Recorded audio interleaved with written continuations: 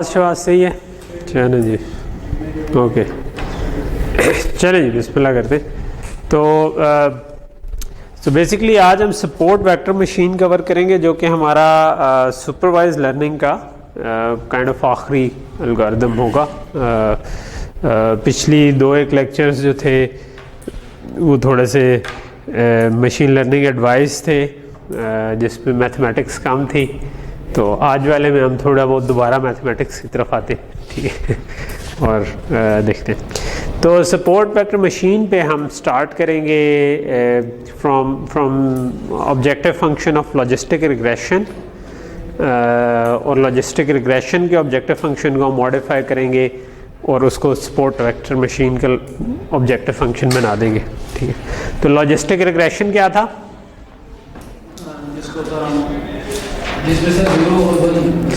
जिसमें 0 या 1 आउटपुट हमारी आ रही होती है, ठीक है। तो क्लासिफिकेशन प्रॉब्लम और उसके अंदर भी सिर्फ दो ही ऑप्शंस हो, ठीक है। तो उसको हमने लॉजिस्टिक रिग्रेशन कहा था, ठीक है। सो लॉजिस्टिक रिग्रेशन में हमने जो हाइपोथेसिस बनाया था वो कुछ इस किस्म का था, ठीक है। हमने कहा था कि हम कुछ थीटाज अप्रॉक्सीमेट करेंगे, विद ट्रेन करके हम थीटाज निकालेंगे, और थीटा ट्रांसपोज एक्स जब हम निकाल लेंगे तो उसको सिग्मोइड फंक्शन से हम गुजारेंगे। तो दिस इज सिग्मोइड फंक्शन कि 1/1 + e⁻⁻ थीटा ट्रांसपोज एक्स, जिसको हम बास का जी भी लिख लेते हैं, ठीक है, जिस तरह इधर हमने जी लिखा हो। तो ये हमारा जी ऑफ जी फंक्शन है जो कि ये काम कर रहा है, ठीक है। हम इधर क्या मेनली चाह रहे थे? हम ये रहे थे कि अगर आपका y1 हो, यानी आउटपुट 1 हो, तो हम चाहते हैं कि h ऑफ x जो है वो 1 आउटपुट करे या क्लोज टू 1 आउटपुट करे, ठीक है। तो वो तब होगा जब theta transpose x far towards the right होगा, ठीक है, क्योंकि इस जगह पे तो ये कहते हैं 0.5 से नीचे चला जाएगा और वो 0 आउटपुट करना शुरू करेगा। तो इस साइड में हम चाहेंगे जितना ज़्यादा आगे चला जाए उतना अच्छा, ठीक है। और अगर y 0 हो तो हम चाहेंगे कि थीटा ट्रांसपोज x 0 के करीब करीब हो, तो हम इसको इस तरफ जितना ज़्यादा ले जाना चाहें वो ले जाना चाहेंगे, ओके। सो ये हमारा काइंड ऑफ जो हम देखते थे, ठीक है। जो हमारा कोई एक एग्जांपल लेते हैं अगर हम x, तो उस पर जो कॉस्ट निकलती है वो ये वाला फॉर्मूला था, ठीक है। तो आपको याद होगा कि हमने इसके अंदर कहा था कि एक केस है for y is equal to 1 का, और एक केस है y इज इक्वल टू 0 का। y 1 होगा तो ये 0 हो जाएगा पूरा पार्ट, y 0 होगा तो ये 0 हो जाएगा और यहाँ पर 1 आ जाएगा, ठीक है, और ये वाली चीज़ निकल आएगी, राइट। लॉग क्यों लिया था, किसी को याद है? ताकि कॉस्ट फंक्शन कन्वेक्स हो जाए, ठीक है। तो ये मैंने पहले ही पूछा था, तो चले किसी एक को तो याद है, गुड, ओके। सो ये जो एच ऑफ थीटा है, इसको अगर हम एक्चुअल में जो हमने पिछली स्लाइड में एच ऑफ थीटा यूज़ किया वो अगर हम पुट करें तो हमारे पास ये इसकी एक्सपैंडेड फॉर्म बन जाती है, ठीक है। तो ऊपर वाली लाइन में ही हमने सिर्फ एच ऑफ एक्स के बजाय, एच थीटा ऑफ एक्स के बजाय जो आपका एच है उसका एग्जैक्ट वैल्यू पुट कर दिया, ठीक है, ओके। सो अगर हम इसको प्लॉट करें, ठीक है, तो ये आपको आज एक तरह से ये भी शो कर रहा है कि ये काइंड ऑफ आपको नज़र आ रहा होगा कि कन्वेक्स है, ठीक है, यानी कि ये इसमें लोकल मिनिमास नहीं है, ठीक है। तो यहाँ पर जो प्लॉट किया हुआ है, ये प्लॉट किया हुआ है y इज इक्वल टू 1 वाला केस। तो y इज इक्वल टू 1 वाले केस में क्या होगा कि ये वाली साइड 0 हो जाएगी, क्योंकि 1 - 1 0 हुआ, and 0 multiplied by anything is 0, तो सिर्फ यही चीज़ आ गई। और ये y भी 1 हो गया, तो फिर simply log of 1/1 + e⁻⁻ theta transpose x है। तो this is log of 1 - 1 + e⁻⁻ z बन गया, ठीक है। सो ये हमारा काइंड ऑफ उसकी कॉस्ट बनती है। हाँ, हमने एज्यूम किया थीटा ट्रांसपोज x को, हम अभी z एज्यूम कर रहे हैं क्योंकि हम उसकी भी डिटेल में नहीं जाना चाह रहे कि वो क्या है, हम देखना चाह रहे हैं कि इवेंचुअली निकल क्या है। तो ये हमें कुछ इस किस्म का फंक्शन नज़र आ रहा है ना, कि ये इस तरह से जा रहा है, राइट। और यहाँ पर हम अगर इसको कुछ इस तरह करें कि ये 1 के करीब जाके यहाँ पर 1 आ रहा है, लेट से यहाँ पर 2 आ रहा है, कुछ इस किस्म की चीज़ बन रही है, ठीक है।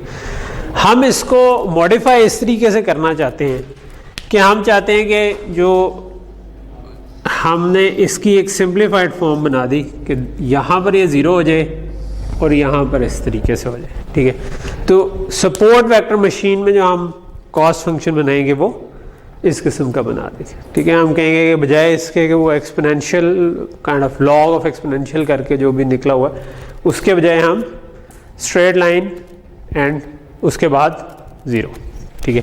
तो 1 पे आकर 1 से आगे आगे ये 0 हो जाए, 1 से पीछे पीछे एक लाइन हो किसी भी स्लोप पे। स्लोप इतनी ज़्यादा मैटर नहीं करती बिकॉज इवेंचुअली जब आप इसको ऑप्टिमाइज आउट करेंगे तो आप ऑटोमेटिकली 0 की तरफ, क्योंकि मिनिमाइज करना है ना, तो आप 0 की तरफ आने की कोशिश करें। अच्छा, दूसरी तरफ अगर मैं y इज इक्वल टू 0 का केस देखूं, ठीक है, तो y 0 होगा तो ये वाली साइड 0 हो जाएगी और ये 1 माइनस 0 1 आ जाएगा, तो ये भी ख़त्म हो गई। तो अब आपके पास ये चीज़ बन गई, ठीक है। ये वाला माइनस इधर आ गया और 1 माइनस, तो यहाँ पर एक 1 माइनस का फैक्टर एक्स्ट्रा आ गया, यहाँ पे 1 माइनस नहीं था, यहाँ पर 1।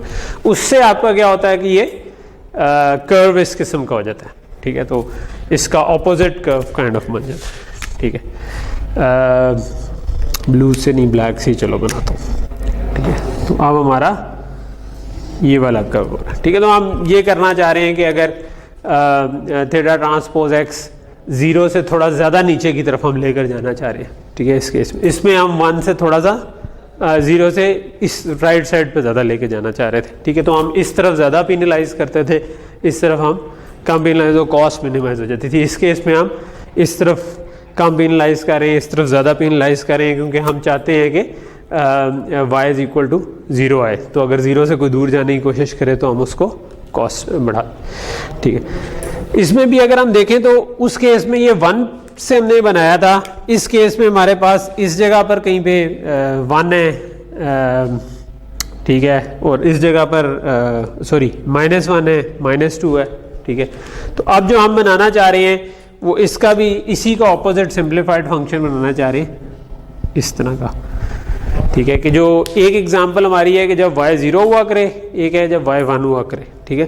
तो y 1 हुआ करे तो हम ये कॉस्ट फंक्शन रखना चाह रहे हैं जो ब्लू लाइन में बना हुआ है, y 0 हो तो ये कॉस्ट फंक्शन बनाना चाह रहे हैं जो कहते हैं ब्लू लाइन में। तो इसमें हम क्या करें, सो ये मैंने ऊपर नीचे बना दिया, लेकिन ये थोड़ा सा लेफ्ट पर है graph, because this is not 1, this is -1, ठीक है। यानी कि अगर मैं इसको इसके ऊपर प्लॉट करूं तो यहाँ पर 0 आएगा, यहाँ पर -1 आएगा, तो ये हमारा जो ग्राफ बनेगा ये काइंड ऑफ इस किस्म का बनेगा थोड़ा, ठीक है।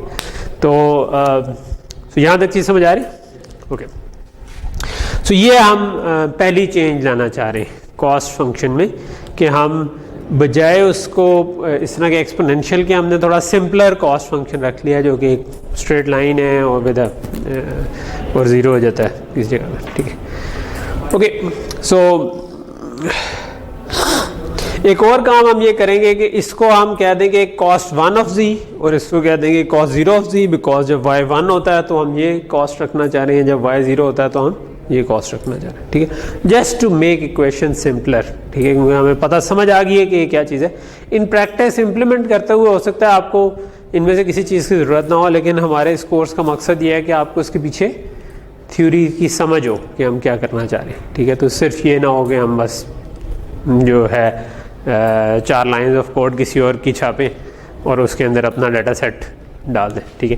प्रैक्टिकली आपको शायद जब आप स्टार्ट करेंगे कोई भी मशीन लर्निंग का काम, तो शायद आप करेंगे यही कि किसी और की इम्प्लीमेंटेशन पकड़ेंगे, आप कहेंगे अच्छा आप इसमें डाटा सेट चेंज करें और उस डाटा सेट को चेंज करने के बाद अपना काम चला लें, ठीक है,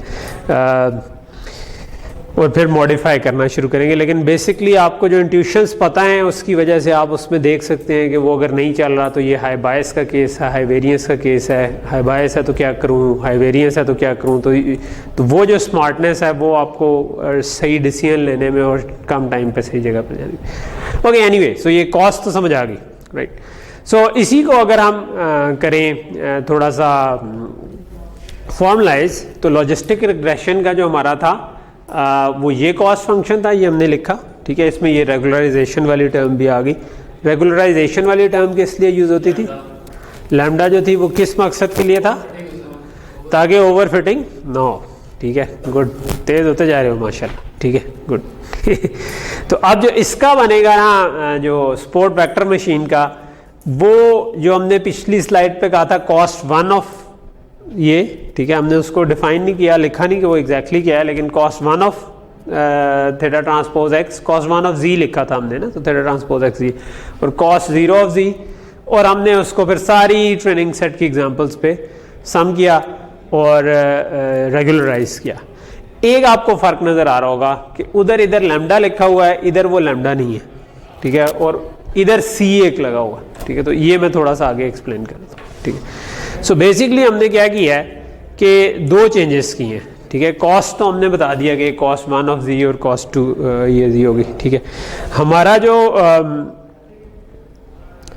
हमारा दूसरा हमने काम किया है ना, वो मैं इधर बोर्ड पे बताता हूँ।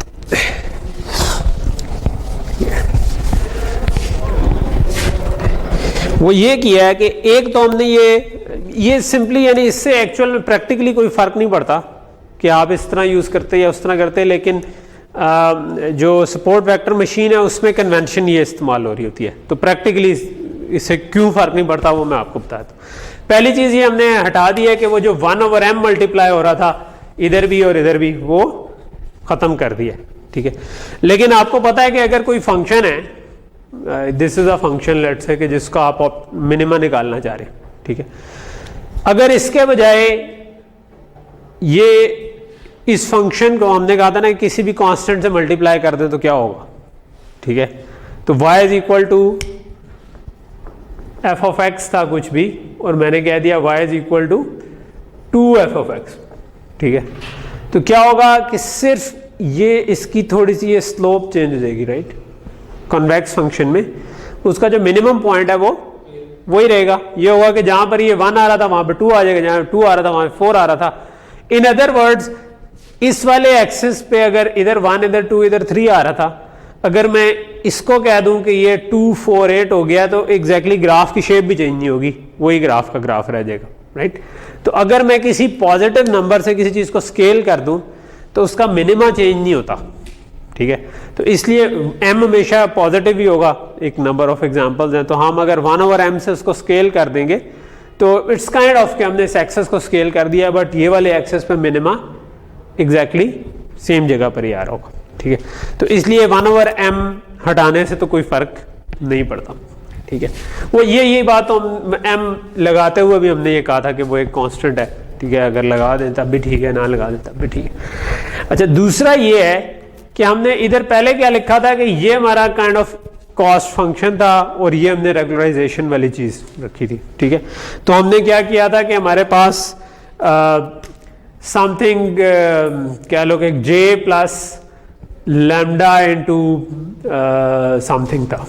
ठीक है, लेट्स से मैं वेट्स कहता हूँ इसमें। ठीक है, तो ये हमने कुछ काम किया था और हमने ये कहा था कि यार अगर लैम्डा बड़ा कर देंगे तो क्योंकि हम मिनिमाइज करें तो वेट्स को छोटा करने की कोशिश कर देगा।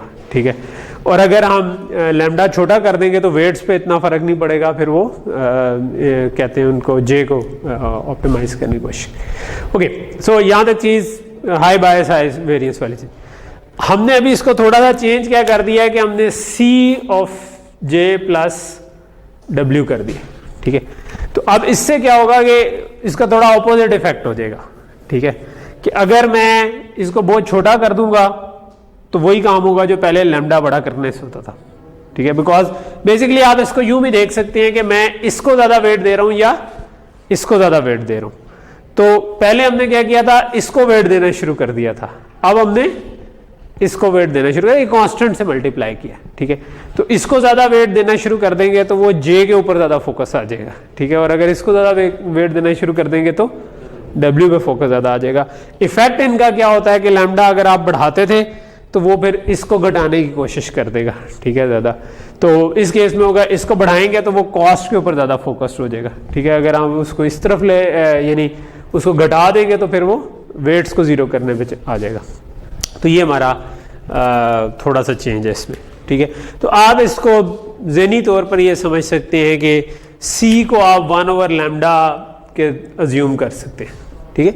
अगरचे 1/λ डालने से हमारी इक्वेशन इक्वल नहीं होती, लेकिन प्रैक्टिकली अगर आप 1/λ अज्यूम करेंगे तो जो 1/λ से जो सी ऑप्टिमल पॉइंट आना था ना वही आएगा अगर आप सी को 1/λ अज्यूम कर लें। तो प्रैक्टिकली हमारे लिए ये सी को हम 1/λ के तौर पे अज्यूम कर सकते हैं, ठीक। तो इस नई नोटेशन में जो कि इस वजह से हमने की है क्योंकि टिपिकली सपोर्ट वेक्टर मशीन की लिटरेचर में ये वाली नोटेशन यूज़ हो रही है तो हमने वो कर दी, लेकिन प्रैक्टिकली सी जो है वो 1/λ की तरह। बाकी this is the same thing, ठीक है। ये वही वाला कॉस्ट फंक्शन है, सिर्फ हमने कॉस्ट फंक्शन जो है वो ठक ठक वाला बना दिया है बजाय लॉग लेकर लेने का, और ये काम करते हैं।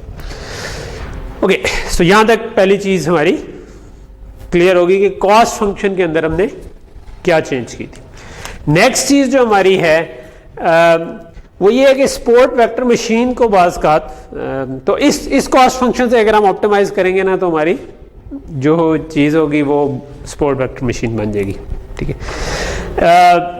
लेकिन सपोर्ट वेक्टर मशीन को थोड़ा सा हम जो एक इसके अंदर कुछ टेक्निक्स हैं जो हम आगे पढ़ना चाहेंगे कर्नल्स की, जो इम्पॉर्टेंट हैं, जो उनको थोड़ा सा डिफ्रेंशिएट करती हैं उससे। लेकिन उससे पहले हम समझना चाहेंगे कि अमूमन इसको कहा जाता है कि ये लार्ज मार्जिन स्कीम है, ठीक है। तो उसमें लार्ज मार्जिन इंट्यूशन क्या है वो हम समझना चाह रहे हैं कि लार्ज मार्जिन क्यों कहते हैं इसको, कि ये लार्ज मार्जिन स्कीम क्यों है।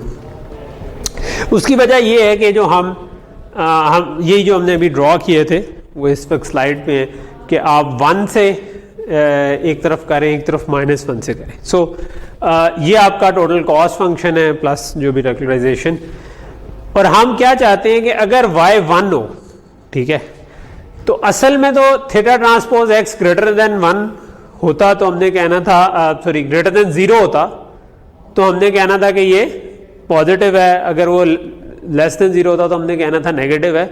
लेकिन अब ऑप्टिमाइज करते हुए उससे ये नहीं कह रहे कि तुम ग्रेटर देन 0 हो जाओ, हम उसको कह रहे हैं तुम 1 से भी ऊपर चले जाओ, ठीक है।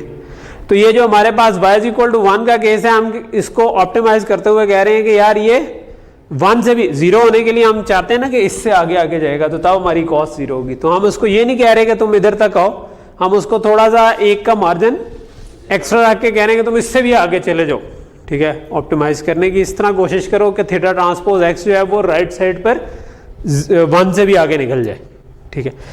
और इसी तरह y = 0 के केस में असूली तौर पर तो 0 के इस तरफ आपके इसने 0 होना था, लेकिन हम इसको ये नहीं कह रहे कि मैम तुम्हें 0 इधर कर दूंगा, मैं कह रहा हूँ कि मैं -1 से जब उस तरफ जाओगे तब तुम्हें 0 करूंगा, ठीक है।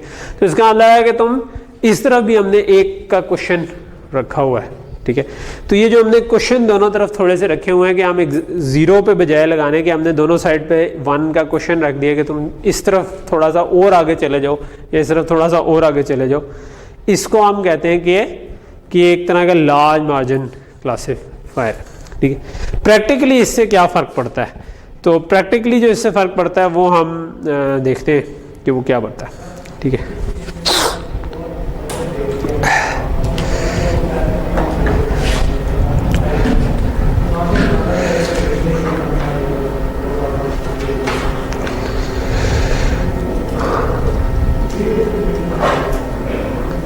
सो बेसिकली तो हमने इसको डिस्कस तो कर दिया। ये जो आगे वाली स्लाइड है इसमें भी पॉइंट यही डिस्कस हो रहा था कि y = 1 के केस में हम क्या कर रहे हैं कि हम चाह रहे हैं कि ये ग्रेटर देन इक्वल टू 1 और इस केस में हम चाह रहे हैं लेस देन इक्वल टू 1 हो। तो हम बेसिकली जो एक थोड़ा सा मार्जिन रखा हुआ है वही डिस्कस हो रहा है, लेकिन ये फर्दर थोड़ा सा समझ आएगा जब हम इसको देखें कि फॉर एग्ज़ाम्पल इस किस्म का केस है, ठीक है। सो ये आपकी पॉजिटिव एग्जांपल्स हैं, ये नेगेटिव एग्जांपल्स हैं, और ये ऐसा केस है जिसमें ये दोनों सेपरेबल हैं, ठीक है, तो आराम से लगा सकते हैं। तो अब मैं इधर ड्रॉ कर देता हूँ लेट से इस किस्म का केस ताकि हम उसको डिस्कस कर सकें, ठीक है। ये हो गया और लेट से कि ये हमारी नेगेटिव एग्जांपल्स होगी, ठीक है। अब इनके दरमियान कई तरह की लाइंस लग सकती हैं, ठीक है। मैं ये भी कह सकता हूँ कि मैं इस तरह की एक लाइन लगा दूँ, ठीक है। मैं ये भी कह सकता हूँ कि मैं इस तरह की एक लाइन लगा दूँ, ठीक है। ये सारी डिसीजन बाउंड्रीज हो सकती है ना, कि मैं कहूँ इससे राइट साइड पे पॉजिटिव एग्जांपल है, इसके राइट साइड पे नेगेटिव, लेकिन कौन सी बेहतर होगी या किस तरह की आपके ज़हन में क्या आती है, कैसी लाइन हो तो वो बेस्ट होगी? थोड़ी सी इस तरह की स्लोप पे, ठीक है। तो बेसिकली हम ये इस तरह की कोई बाउंड्री लगाएं तो ये हमें लगता है कि यार ये बिल्कुल काइंड ऑफ दरमियान में इस तरह है कि दोनों से ये इक्वली दूर दूर हो, ठीक है। तो ये काइंड ऑफ हमें इंट्यूटिवली लगता है ना कि ये बेहतर होगी। तो एसवीएम बेसिकली ये करने की कोशिश कर रही होती है, वो जो हमने थोड़ा सा मार्जिन रखा है ना, वो ये वाला काम करने की कोशिश कर रहा है कि इनसे आपस में आप कहते हैं कि इसके अराउंड भी एक मार्जिन बना दो कि इतना डिस्टेंस जो है ना मज़ीद बढ़ा दो, ठीक है। तो अगर मैंने ये वाली लगाई होती तो वो इनके करीब आ रही होती ना, लेकिन जब हमने वो एक्स्ट्रा मार्जिन रखा हुआ है इसके अंदर तो ये थोड़ा दूर आने की कोशिश करेगी कि यार नहीं, आप थोड़ा सा एक्स्ट्रा मार्जिन रखो, ठीक है।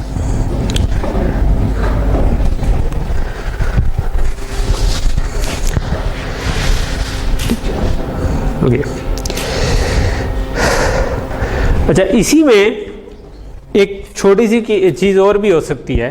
ये तो वो था हमने जिसमें सेपरेबल बनाए हुए थे, ठीक है, लेकिन इट्स पॉसिबल कि कोई एक एग्जांपल इस जगह पे आ जाए,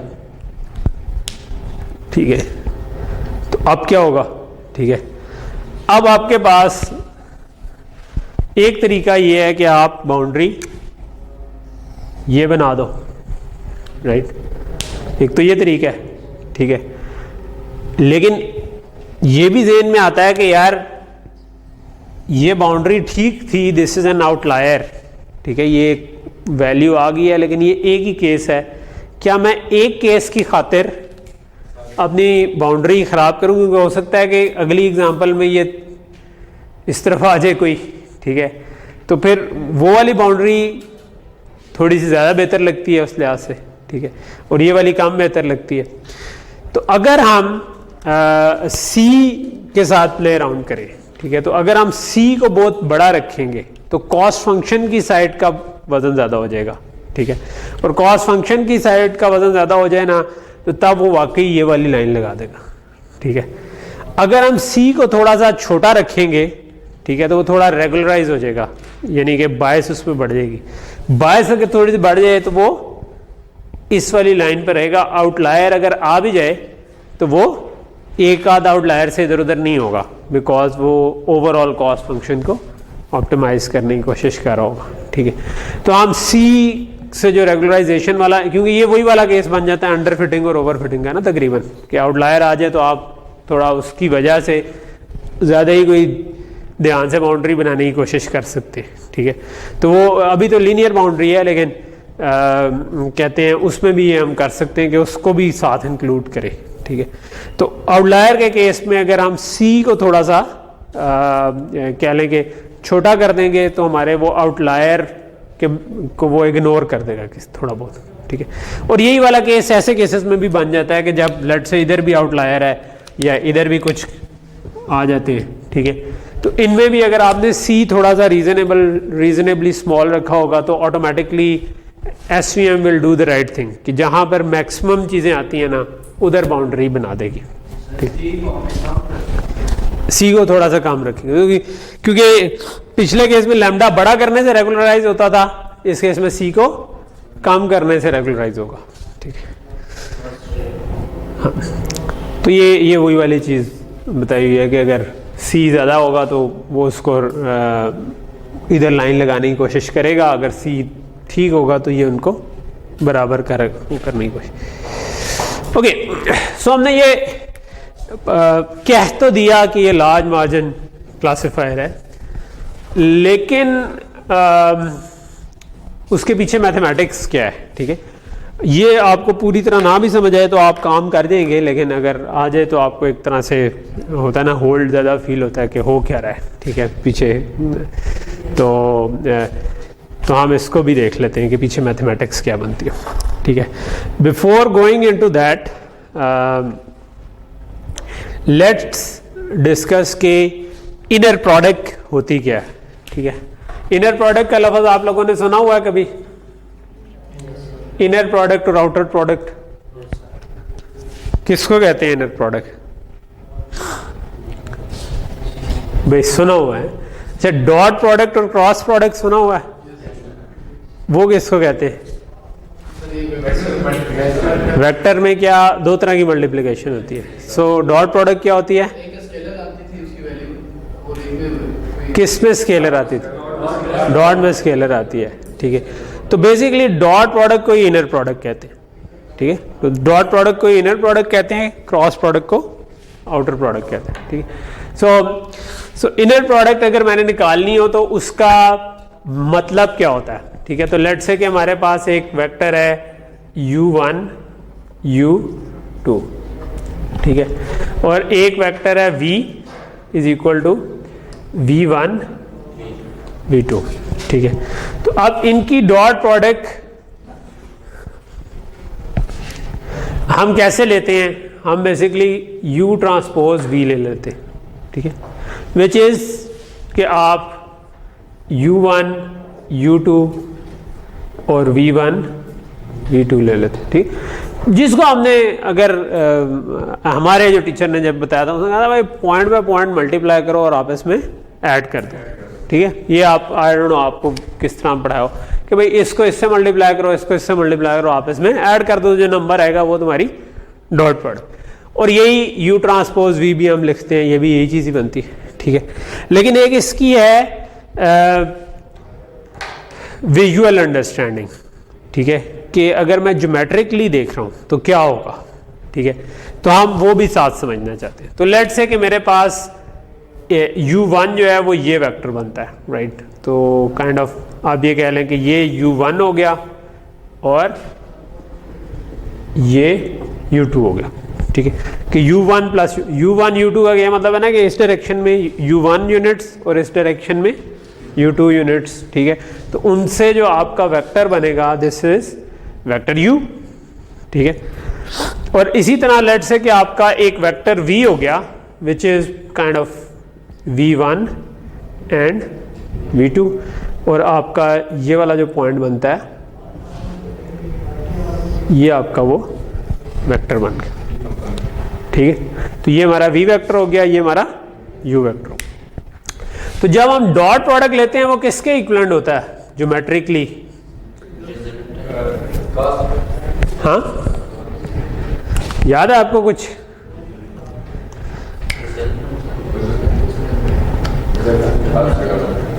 याद है? नहीं याद, भूल गया, कभी पढ़ा था, कोई बात नहीं, नहीं भी पता तो मैं आपसे एक्सपेक्ट नहीं कर रहा कि आपको जरूर पता हो, मैं बताने ही लगूँ ठीक है। हाँ, इसका रिजल्टेंट कैसे आता है? हाँ, इन दोनों के मैग्नीट्यूड ले लें, फिर क्या करें? ऐड कर देंगे? नहीं यार, हम जमा थोड़ी करना है, हम तो ज़रब दे रहे हैं, ठीक है, मल्टीप्लाई करें, ठीक। अच्छा, सो डॉट प्रोडक्ट जो है ना, ये मेरा ख्याल है वेक्टर्स का सबसे ज़्यादा इस्तेमाल होने वाली चीज़ है, ठीक है। हर जगह पे दो वेक्टर्स को आपने निकालना हो कि वो एक दूसरे से परपेंडिकुलर हैं एक ही डायरेक्शन में, अगर एक ही डायरेक्शन में आए तो उनकी डॉट प्रोडक्ट मैक्सिमाइज हो जाती है, अगर वो बिल्कुल 90 डिग्री पे हो तो ज़ीरो आ जाती है, ठीक है। तो आपने ऑर्थोगोनल पढ़ा होगा कभी कि ऑर्थोगोनल उसको कहते हैं जब वो 90 डिग्री पे हो, ठीक है, ठीक है। तो वेक्टर्स, लेकिन जी यूवी तू पढ़ना शुरू करते तो यार किधर पहुंच जाए, तो याद है, ठीक है, यूवी कॉस थीटा होता था। लेकिन प्रैक्टिकली मैं जो आपको बताना चाह रहा हूँ कि होगा क्या कि अगर मैं इस वेक्टर की इसके ऊपर प्रोजेक्शन लूँ, यानी कि आप उसके ऊपर लेट से लाइट लगी हुई है और रोशनी पड़ी है और उस रोशनी से जो इसका 90 डिग्री पे साया बनेगा इसके ऊपर, ठीक है। तो ये मेरा नया प्लेन है जिस पे मैं खड़ा हूँ और ऊपर से किधर, ठीक है, लाइट आ रही है, तो ये 90 डिग्री एंगल पे जहाँ पर आएगी ना, तो ये हमारा एक लेंथ बन जाएगी। लेट से कि इस लेंथ को मैं कहता हूँ P, प्रोजेक्शन। प्रोजेक्शन इसको कहते हैं ना कि आप ऊपर से प्रोजेक्ट करें तो क्या है। इसको अगर मैं u की लेंथ से मल्टीप्लाई कर दूं, यानी मैंने v को u पे प्रोजेक्ट किया है तो इस प्रोजेक्शन को मैं u की लेंथ से मल्टीप्लाई कर दूं तो मेरे पास जो रिजल्ट आएगा वो इसके इक्विवेलेंट होगा, ठीक है। तो दिस इज इक्वल टू कि आपने p times length of u कर दिया, राइट।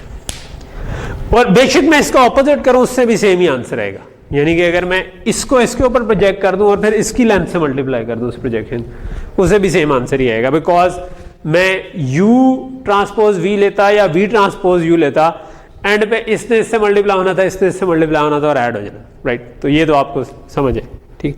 तो ये बात समझ है, ठीक है। अच्छा, एक छोटी सी और टर्म जो यूज होती है जिसको ये जो लेंथ हम निकालते हैं वेक्टर की, ठीक है। तो अगर मैंने u की लेंथ निकालनी हो तो हमें पता है कि पाइथागोरस थ्योरम से है u1 square plus u2 square का square root, right. So Pythagoras theorem यही कहता है ना कि इधर का स्क्वायर लो, इसका स्क्वायर लो तो इसका स्क्वायर आ जाता है और उसका अंडर रूट ले लोगे तो स्क्वायर खत्म हो जाएगा, ठीक है।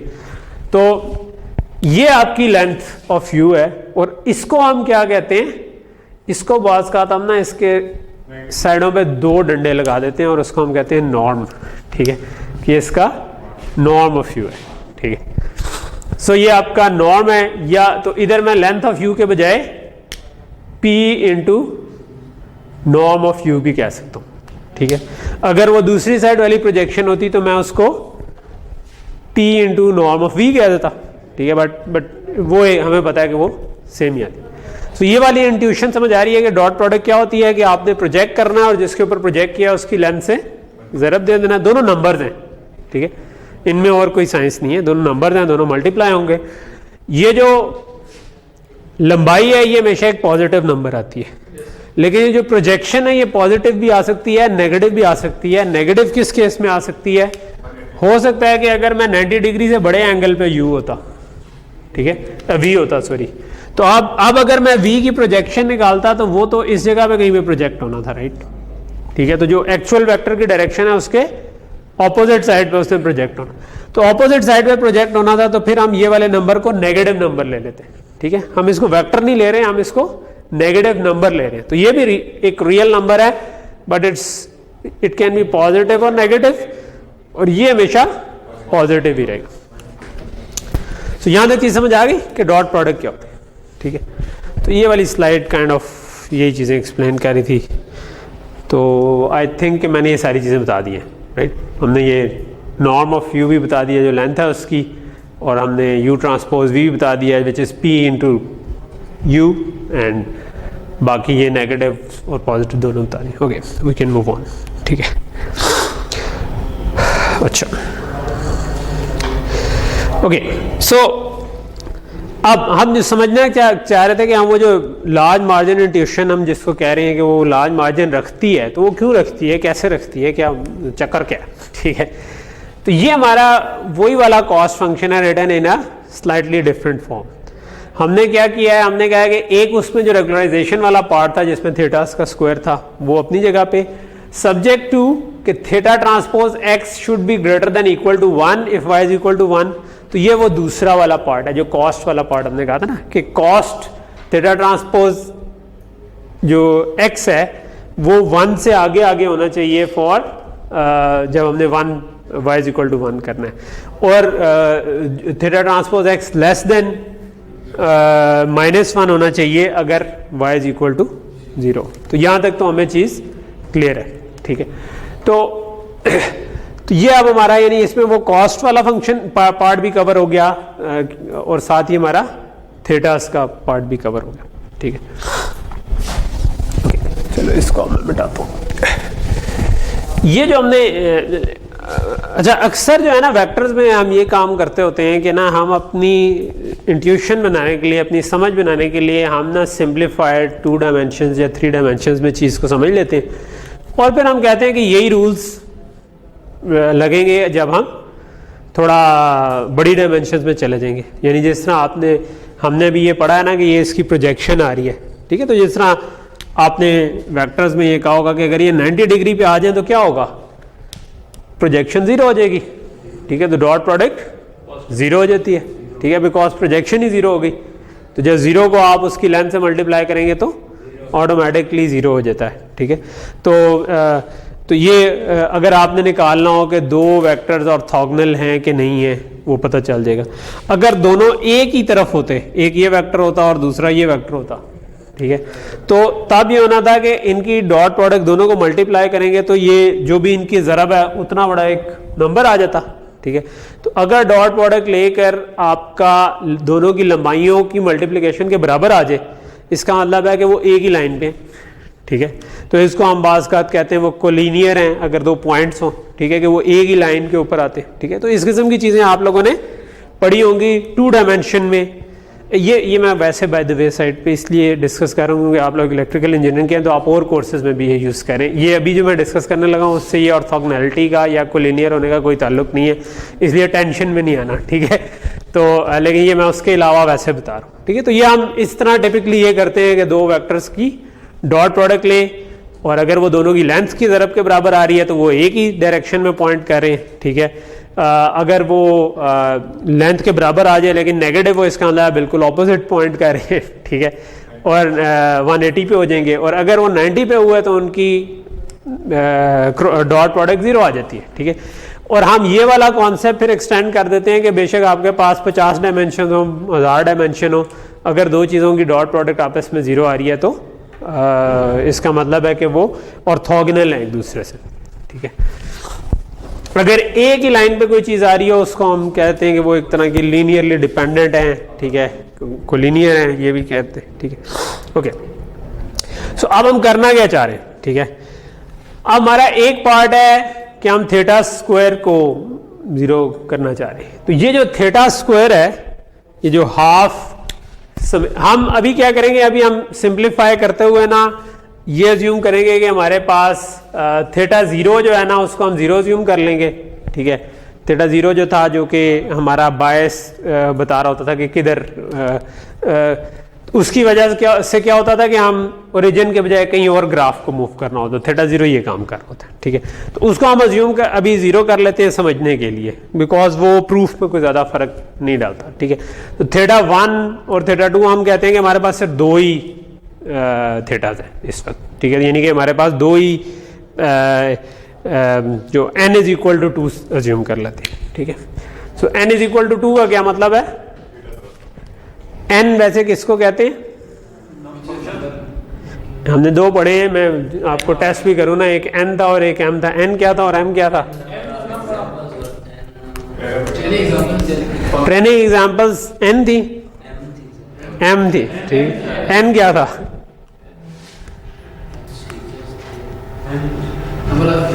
Number of features.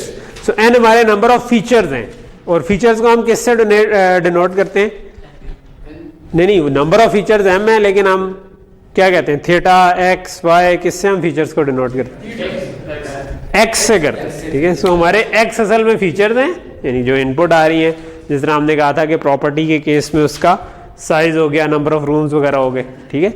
और थीटा जो है ये क्या थे, ये हमारे पैरामीटर्स थे या वेट्स थे, ठीक है। तो हम ये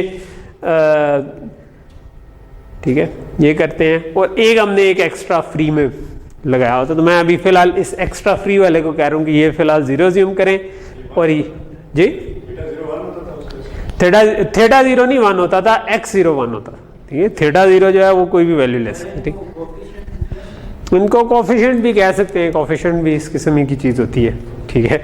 लेकिन हम टिपिकली इनको पैरामीटर्स या वेट्स कहते हैं, लेकिन क्योंकि आप लोग इलेक्ट्रिकल इंजीनियरिंग से आ रहे हैं और उसमें पॉलिनोमियल इक्वेशंस पढ़ते रहे हैं तो उनमें ये कोफिशिएंट्स भी होते हैं या फिल्टर्स के कोफिशिएंट्स होते हैं, वो भी इस तरह से चीज़ के जाते हैं। लेकिन इधर जो टर्म यूज़ करते हैं अमूमन इनको पैरामीटर्स। तो मैं जो कहना ये चाह रहा हूँ कि हमारे सिर्फ 2 ही फीचर हैं अभी फिलहाल, ये अज्यूम करें ताकि हमें कॉन्सेप्ट समझ आ जाए, बाद में हम कहेंगे ज़्यादा फीचर में भी वो कॉन्सेप्ट उसी तरह चल जाएगा। और हम थीटा 0 को 0 ज्यूम करें हैं ताकि हम ओरिजिन के अराउंड अभी देख लें, बाकी उसको इधर उधर मूव और ग्राफ हो जाएगा, हम ये ज्यूम करें, ठीक है। ओके, सो अगर 2 थीटाज हैं, ठीक है, तो ये जो कर रहा है इक्वेशन ये कह रही है कि theta 1 square plus theta 2 square, right, क्योंकि समेशन है ना, हाफ से मल्टीप्लाई करें theta 1 square plus theta 2 square, ठीक है। और इसको मैं अगर कहूँ कि ये स्क्वायर रूट भी डाल दूं और स्क्वायर भी डाल दूं, इससे तो कोई फर्क नहीं पड़ता, राइट, बिकॉज वो कैंसिल आउट हो जाएंगे, ठीक है। क्यों डाला है मैंने, बिकॉज ये कुछ देख जानी पहचानी शक्ल लग रही, ये उसका, ये जो हमने दो बार्स लगाई, ठीक है, तो ये थीटा का मैग्नीट्यूड है या नॉर्म है उनका, कि आप जो लेना चाह रहे हैं, ठीक है। तो हम इसको मिनिमाइज करना चाह रहे हैं, राइट, तो ये हमारा मिनिमाइज है, गिवन दैट कि हम ये भी करना चाह रहे हैं साथ साथ, ठीक है, सब्जेक्ट टू के थीटा ट्रांसपोज एक्स जो है वो 1 से बड़ा और for Y is equal to 1 और -1 से छोटा हो for Y is equal to 0, ठीक है। तो ये दोनों चीजें हम करना इकट्ठा चाह रहे हैं, ठीक है, ओके। अब हम ये वाला पार्ट मैंने आपको बता दिया। हम अब जो दूसरा काम करना चाह रहे हैं ना, वो ये कि थीटा ट्रांसपोज एक्स जो था, ये वाला पार्ट, इस पे आप फोकस करना चाह रहे हैं, ठीक है, कि थीटा ट्रांसपोज एक्स क्या चीज है। तो थीटा ट्रांसपोज एक्स जो है हमारे पास, उसमें अगर मैं ये डायरेक्शन लूं और मैं कहूं कि ये मेरा थीटा है, कोई भी, ये थीटा 0 प्लस थीटा 1, ठीक है, तो जो भी हमारे पास ये थीटा 1 बन गया लेट से, और ये यहां पर आ गया थीटा 2, ठीक है। और मैंने कहा कि यार ये मेरा कोई एक एग्जाम्पल है एक्स, ठीक है, राइट, एक्स आई कह लो इसको, ठीक है, ये मेरी एग्जाम्पल एक्स आई बन रही है, ठीक है। जब हम थीटा ट्रांसपोज एक्स लेंगे तो उसका क्या मतलब होगा, उसका मतलब ये होगा कि मैंने इसको प्रोजेक्ट किया एग्जाम्पल को ऑन थीटा, ठीक है, उससे जो मेरे पास P ऑफ आई आया, ठीक है, क्योंकि एक्स ऑफ आई, क्योंकि एक्स जो है वो मल्टीपल है ना, कहते हैं एक्स आई का मतलब है हमारे पास m ट्रेनिंग एग्जाम्पल्स है ना, तो हम किसी एक एग्जाम्पल को दें, हर एग्जाम्पल में वो जो n था उतने फीचर्स थे, तो ये 2 डायमेंशनल है बिकॉज हमने n2 रखा हुआ है, राइट। तो इसलिए जब ये x आएगा तो ये जिस तरह अगर प्रॉपर्टी की मार्केट थी तो उसमें साइज प्लस समथिंग जो भी नंबर ऑफ रूम्स, उनको हमने नॉर्मलाइज किया हुआ है और वो यहाँ पर आ रहे हैं, ठीक है। तो उसके दो पार्ट तो हैं, ठीक है, एक एग्जाम्पल के, तो वो जो कौन सी वाली एग्जाम्पल है आई, उसके लिए हमने डाला हुआ था, ठीक है, जस्ट टू रिप्रेजेंट दैट। तो हमारे पास ये P ऑफ आई, उसकी प्रोजेक्शन आ गई, और हमें ये पता है कि ये जो थीटा ट्रांसपोज एक्स बनता है, दिस बिकम्स P ऑफ आई, और इसको मैं मल्टीप्लाई करना चाहता हूं थीटा से, बिकॉज लेंथ ऑफ थीटा यही था ना, कि इसकी जो प्रोजेक्शन आई उसको इसकी लंबाई से मल्टीप्लाई, यही हमने डॉट प्रोडक्ट पढ़ी थी। तो अब सिर्फ ये हो गया कि पहले हमने u भी लिए थे, अब उनके बजाय हमने थीटा और x ले ली, तो हमने x की प्रोजेक्शन ली थीटा पे, उस प्रोजेक्शन को मल्टीप्लाई कर दिया विद लेंथ ऑफ थीटा, ठीक है, ओके। सो लेट्स से कि हम अभी ये जो y इज इक्वल टू 1 वाला केस देखना चाह रहे हैं, तो इसमें हम चाह रहे हैं कि इसको राइट साइड पे जितना परे कर सके उतना परे कर दें, यानी ग्रेटर देन 1 करना चाह रहे हैं, ठीक है। तो वी वांट टू, ये हमारे पास ये थीटा ट्रांसपोज x ही है ना, ठीक है, तो इसको हम चाहते हैं कि ये ग्रेटर देन इक्वल टू 1 हो for y is equal to 1, यही चीज चाह रहे हैं हम, ठीक है। तो हम इसको राइट, तो इसको अगर हम राइट साइड पे परे करना चाह रहे हैं तो इसका क्या मतलब है कि हम या तो प्रोजेक्शन को बढ़ाएं या थीटा को बढ़ाएं, ठीक है। तो हम थीटा को बढ़ाना चाहें, दूसरी तरफ हम जो मिनिमाइज करना चाह रहे हैं वो हमने ऊपर लिखा था कि वो हाफ ऑफ थीटा स्क्वायर आ रहा है, ऐसे ही है ना, हमारा हाफ ऑफ थीटा स्क्वायर आ रहा है, ठीक है। तो अगर हम इसको मिनिमाइज करना चाह रहे हैं तो ये इक्वेशन तो कहती है कि हम थीटा को कम करना चाह रहे हैं, राइट, इसमें हम थीटा को बढ़ाना चाह रहे हैं, ठीक है। तो ये तो एक दूसरे से कॉन्ट्राडिक्टरी रिक्वायरमेंट्स हो गई, ठीक है। तो जब इसको ऑप्टिमाइज करने की वो कोशिश करेगा तो ऑप्टिमाइजर क्या करेगा, उसके पास प्ले अराउंड करने के लिए क्या है, पीस, ठीक है, कि प्रोजेक्शन को वो प्ले अराउंड करेगा, और वो प्रोजेक्शन को ऐसे प्ले अराउंड करेगा कि ये प्रोजेक्शन, क्योंकि हमने इसको बढ़ाना है, ये बड़ी से बड़ी हो जाए, ठीक है, यानी कि x की थीटा पे प्रोजेक्शन बड़ी से बड़ी हो जाए, ठीक है। और x की थीटा पे प्रोजेक्शन कैसे बड़ी से बड़ी होगी, अगर मैं थीटा को बढ़ाते बढ़ाते इसी तरफ ले आऊं तो ये प्रोजेक्शन बड़ी हो जाएगी, ठीक है। तो ये हम ज़रा अगली स्लाइड पे देखते हैं, ये ज़्यादा बेहतर तौर पे समझ आएगा। ठीक है, तो ये यहाँ पर हमने उसी को फॉर्मलाइज करके लिख दिया। ये हमने कहा था कि हम थीटास का मैग्नीट्यूड जो है वो घटाना चाह रहे हैं, लेकिन यहाँ पर हम चाहते हैं कि ये बड़ा हो, क्योंकि हम y = 1 का केस देख। ठीक है, और y = जो कहते हैं, यहाँ पर शायद गलत लिखा हुआ है, ये 0 का केस होना था। ठीक है, 0 के केस में हम चाहते हैं कि -1 से ये परे हो। ठीक है, मे भी मैं इसको ठीक साथ ही कर दूँ ना, नहीं ये इमेज है, हाँ सॉरी चलो ओके। मैं बताता हूँ, मैं अभी आपको इस स्लाइड पे वो इंट्यूशन समझ आ जाएगी। ठीक है, ओके।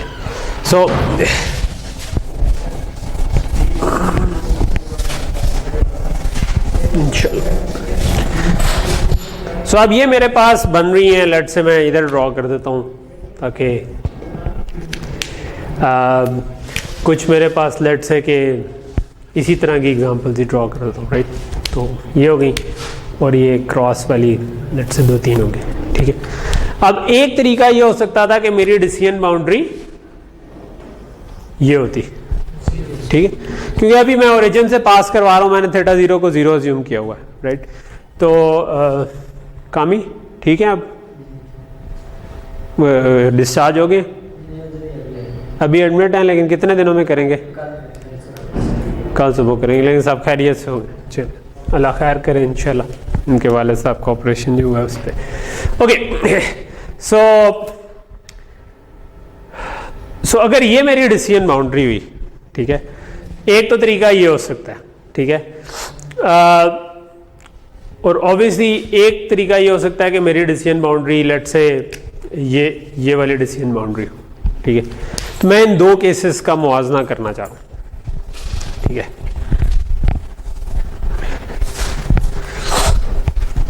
अच्छा पहले लेट से कि ये वाली हम डिसीजन बाउंड्री देखने की कोशिश करते हैं। ठीक है, अच्छा अगर हम ये वाली डिसीजन बाउंड्री लेना तो इसका मतलब क्या बनता है? इसका ये मतलब बनता है कि आपका जो थीटा है ना वो ये आएंगे। तो डिसीजन बाउंड्री जो होती है ना वो परपेंडिकुलर ऑफ थीटा होती है। ठीक है, तो जब मैं इसकी प्रोजेक्शन इस पे निकालूंगा, ठीक है, और इसकी प्रोजेक्शन इस पे निकालूंगा तो ये थोड़े छोटे नंबर आएंगे, राइट। ठीक है, ये थोड़ा सा फिर भी बड़ा आ गया, लेकिन लेट मी सी, मुझे लगता है कि मैंने थोड़ा सा, हाँ ठीक है। सो काइंड ऑफ मैं अगर एक एग्जांपल को पकड़ूं, मैंने थोड़ी सी ये दूर बना दी, लेकिन जस्ट मैं करीब बना देता हूँ। ठीक है, तो मैं अगर इनकी प्रोजेक्शन निकालूंगा तो ये मेरे पास प्रोजेक्शंस आ गई, राइट। ये प्रोजेक्शन इसके कॉन्ट्री अगर मैं बाउंड्री ये वाली बना देता, ठीक है, तो फिर थीटा मेरे पास ये बनना था। ठीक है, और इस केस में मेरी ये जो प्रोजेक्शन थी ये इसकी निस्बत बड़ी आनी थी, राइट। ये छोटी सी आई है, ये हमारे पास उसकी निस्बत बड़ी, प्रोजेक्शन थोड़ी सी बड़ी हो जानी थी। ठीक है, तो हम जो चीज़ देखना चाह रहे थे वो ये देखना चाह रहे थे कि थीटा जो है उसको एक तरफ हम मिनिमाइज करना चाह रहे हैं, एक तरफ मैक्सिमाइज करना चाह रहे थे, लेकिन जो प्रोजेक्शंस हैं वो हमारे पास प्ले अराउंड करने के लिए हैं। तो प्रोजेक्शन को हम इस तरह से प्ले अराउंड करेंगे, कौन सी बाउंड्री है जो कि प्रोजेक्शन को मैक्सिमाइज करे। ठीक है, तो ये वाला जो केस है ये प्रोजेक्शन को ऑटोमेटिकली मैक्सिमाइज कर देता है। ठीक है, तो यही चीज़ इस स्लाइड पे शो हुई है कि ये वाली बाउंड्री है, तो ये आपकी पॉजिटिव एग्जांपल के लिए इसकी प्रोजेक्शन छोटी सी आ रही है, राइट। तो for x equal to so y equal to 1 वाला केस है, तो प्रोजेक्शन छोटी है, तो ये आपके पास p इंटू थीटा जो है ये इसको ग्रेटर देन 1 करने के लिए आप क्या चाहेंगे? आप चाहेंगे कोई बड़ा हो इससे ना।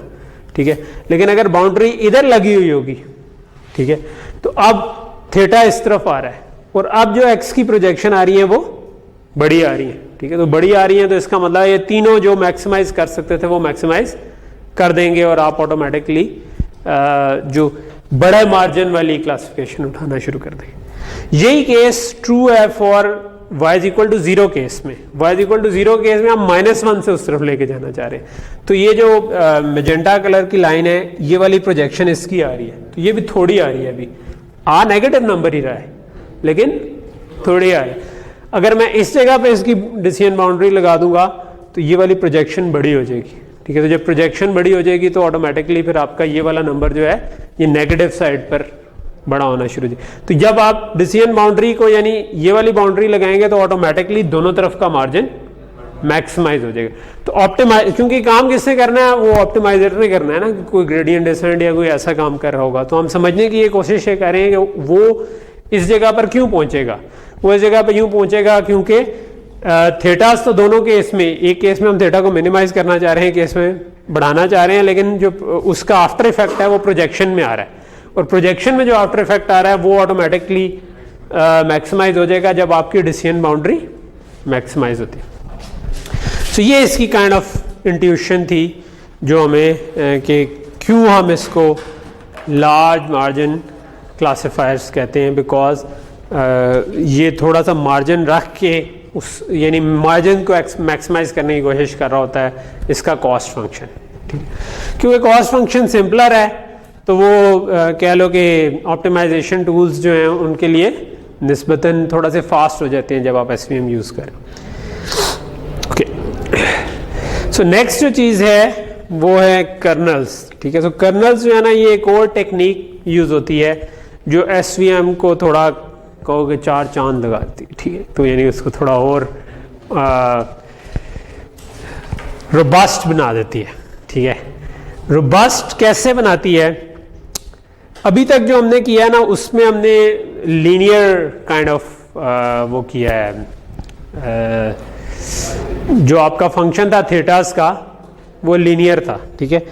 तो लीनियर का मतलब है कि इवेंचुअली आपकी जो बाउंड्री बनेगी वो लाइन होगी और 2D में, और अगर 3D में हुई तो प्लेन होगी, ठीक है। लेकिन कई दफा हम ये नहीं चाह रहे होते, ठीक है। मिसाल के तौर पर अगर मेरे पास इस किस्म का कोई केस है, ठीक है, जिसमें पॉजिटिव नेगेटिव एग्जांपल्स दोनों तरह की आती हैं, ठीक है। तो अब इधर कोई लाइन से तो नहीं इनको मैं सेपरेट कर सकता, तो आई नीड समथिंग एल्स, मुझे कोई इस किस्म का फंक्शन चाहिए। और हमने जब पढ़ा था जब हम लॉजिस्टिक रिग्रेशन पहले पढ़े थे तो हमने कहा था कि हम इधर पॉलिनोमियल रिग्रेशन कर सकते हैं। हम क्या कर सकते हैं कि x के साथ एक्स स्क्वायर की टर्म्स भी डाल दें, आपस में मल्टीप्लाई होने वाली भी टर्म्स डाल दें, क्यूब की भी डाल दें, अगर हमें और कुछ चाहिए बाउंड्री ऐसी। अच्छा, लेकिन उसके अंदर एक प्रॉब्लम क्या था? उसके अंदर ये प्रॉब्लम था कि जब हमारा थोड़े से फीचर्स बढ़ जाते हैं, फॉर एग्जांपल इमेज है, ठीक है, तो उसकी पॉलिनोमियल टर्म्स जो थी वो तो आराम से ठकाठक में मिलियन में पहुंच जाती हैं, ठीक है। तो अब वो लाखों में मिलियंस में, तो इतने तो हम फिर कंप्यूटेशनली बाउंड हो जाते हैं ना कि हम क्या करेंगे भाई, कंप्यूटर को इसी पे तो थोड़ी लगाए रखना है, ठीक है। तो क्या करें? तो हम अभी तक जो हमने पढ़ा था वो एक तरह का लीनियर रिग्रेशन के क्लोज SVM का वर्जन था। अब हम उसको मॉडिफाई करना चाहते हैं सो दैट वो नॉन लीनियर बाउंड्रीज भी बना सके, ठीक है।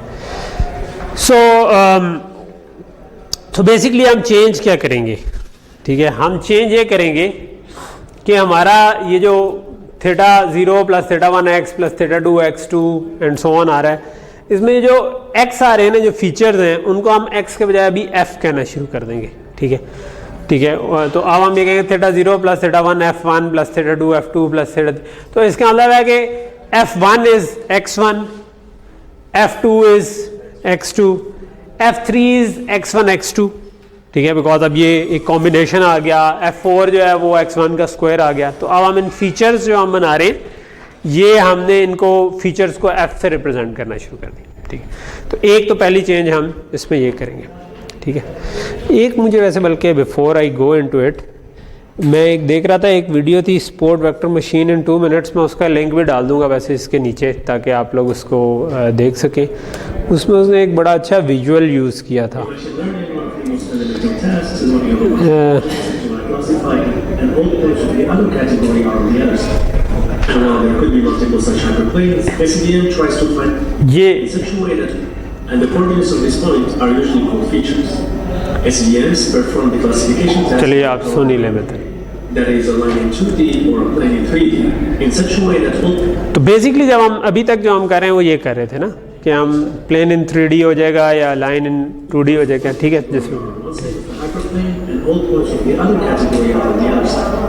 And while there could be multiple such hyperplanes, SVM tries to find the one that best separates the two categories, in the sense that it maximizes the distance to points in either category.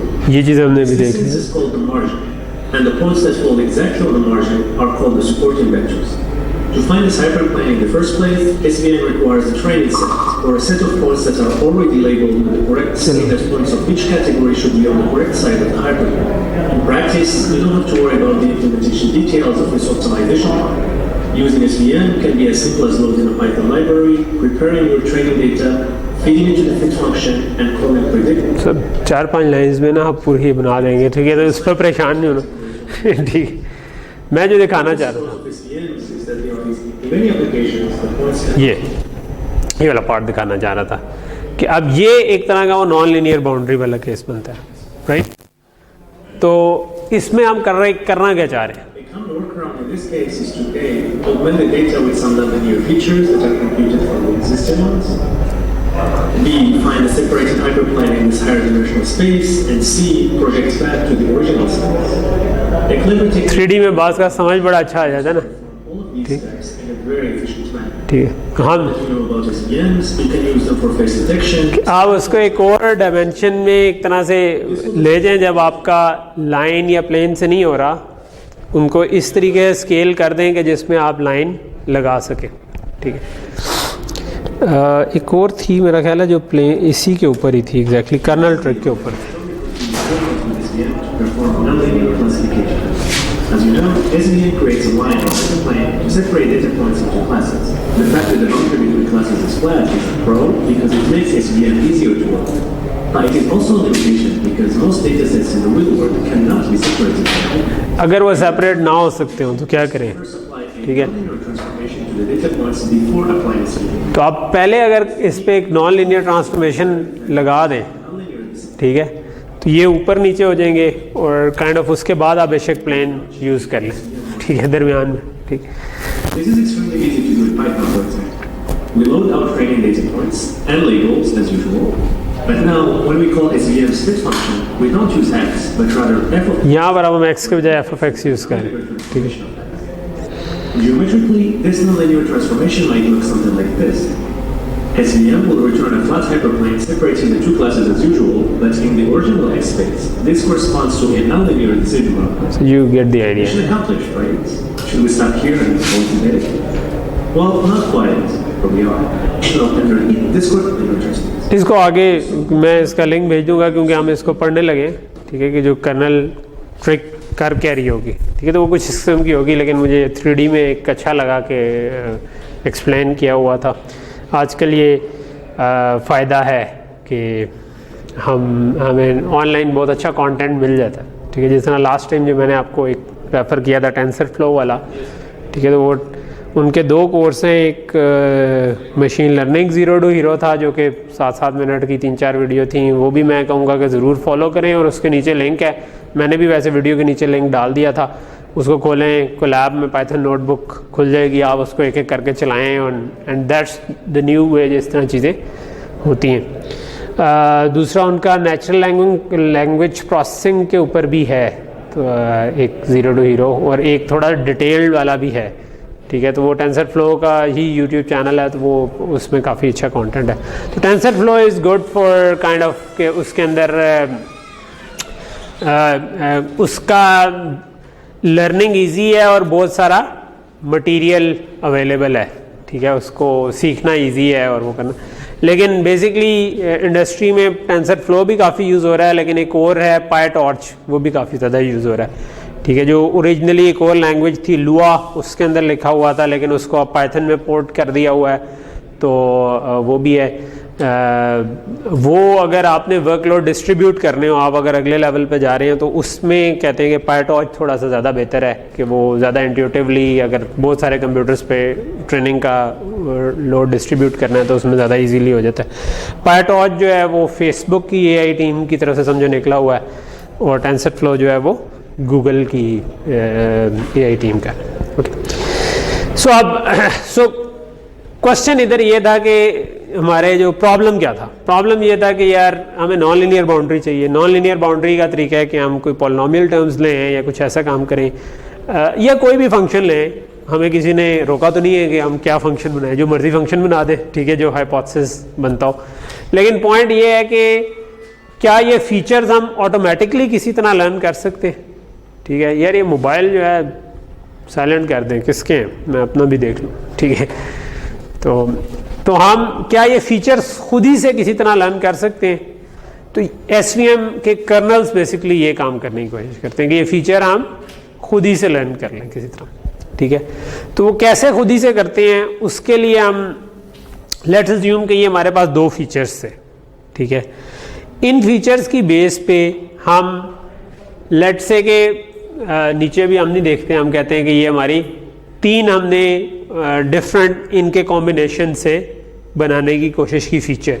एक को हमने कह दिया landmark 1, एक को कह दिया landmark 2, एक को कह दिया लैंडमार्क 3, ठीक है। तो तीन लैंडमार्क्स हमने बना दिए, L1, L2 एंड L3, ठीक है। तो अब हम क्या करेंगे कर्नल्स में? कर्नल्स में हम ये देखेंगे कि हम ना किसी भी ट्रेनिंग एग्जाम्पल की इन तीनों से सिमिलैरिटी निकालने की कोशिश करेंगे, ठीक है।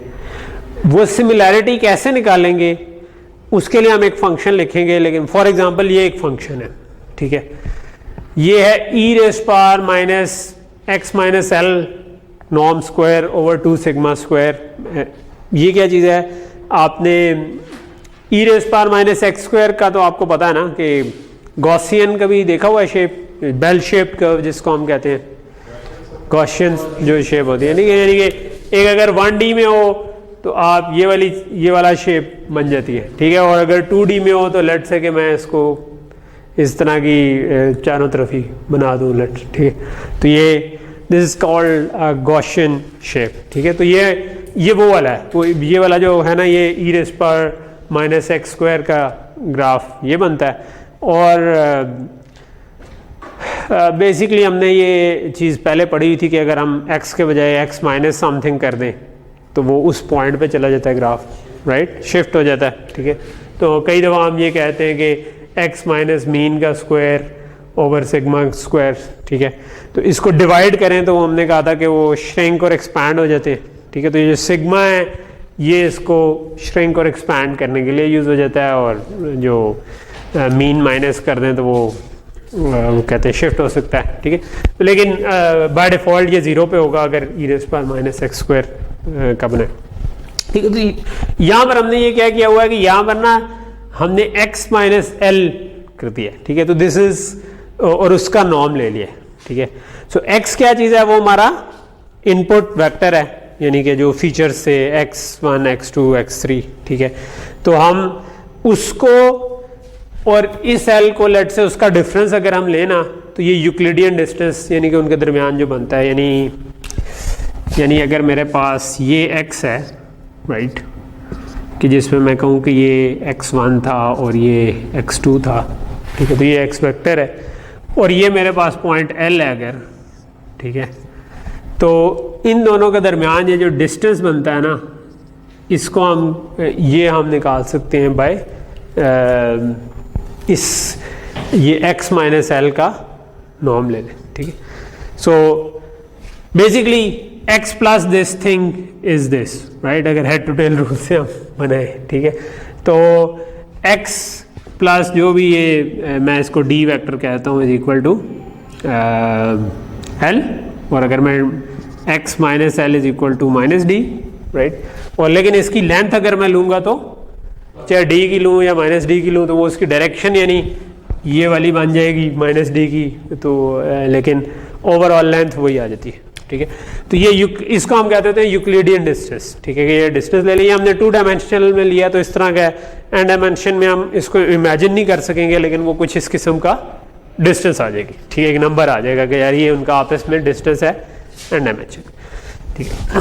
ओके, तो ये जो नॉर्म लिया है ये उसको हमने काइंड ऑफ वो डिस्टेंस का स्क्वायर ले लिया एक तरह का, ठीक है। ओके, सो ये अगर हम करें तो ये एक तरह की सिमिलैरिटी आ गई बिटवीन दीज 2 पॉइंट्स। सो अगर मैं इसको कैसे इमेजिन करता हूँ कि ये जो एक्सपोनेंट आ रहा है, ये मैंने अभी आपको बेल शेप कर्व बनाया, तो आप समझेंगे इस जगह पे एक बेल शेप कर्व बन गया जो कि इस जगह पे अच्छी वैल्यू दे रहा है और उसके बाद साइड पे कम दे रहा है, इस तरीके से आ रहा है, डिस्टेंस काइंड ऑफ निकाल रहा है, ठीक। तो यहाँ तक चीज़ समझ आ रही है कि ये कि हमने सिमिलैरिटी निकालने की कोशिश की। अगर एक्स इधर ही आ गया तो सिमिलैरिटी मैक्सिमाइज हो जाएगी, थोड़ा दूर जाते जाएंगे तो सिमिलैरिटी कम होती जाएगी, राइट। मैं भी इस पे आगे भी आऊँगा, अगली स्लाइड पे ज़्यादा अच्छा समझ आ जाएगा। तो हमने इससे अगर कोई एक इनपुट आई जो कहीं पे भी एक्स थी, तो हम उसकी इससे भी सिमिलैरिटी निकाल लेंगे, इससे भी निकाल लेंगे, इससे भी निकाल लेंगे, और ये हमारे फीचर्स बन जाएंगे, feature F1, F2 and F3। तो जो हमने θ1 x1 प्लस θ2 x2 करना था ना, अब हमने उसके बजाय क्या करना है, θ1 F1 प्लस θ2 F2। और वो F कैसे निकाले हमने, कोई अभी हम रैंडमली हम कह रहे हैं, हमने खुद ही से डिफाइन कर दिए कोई लैंडमार्क, ठीक है, कि ये फीचर्स, अभी हम बाद में ये देखेंगे कि ये फीचर कैसे निकलेंगे।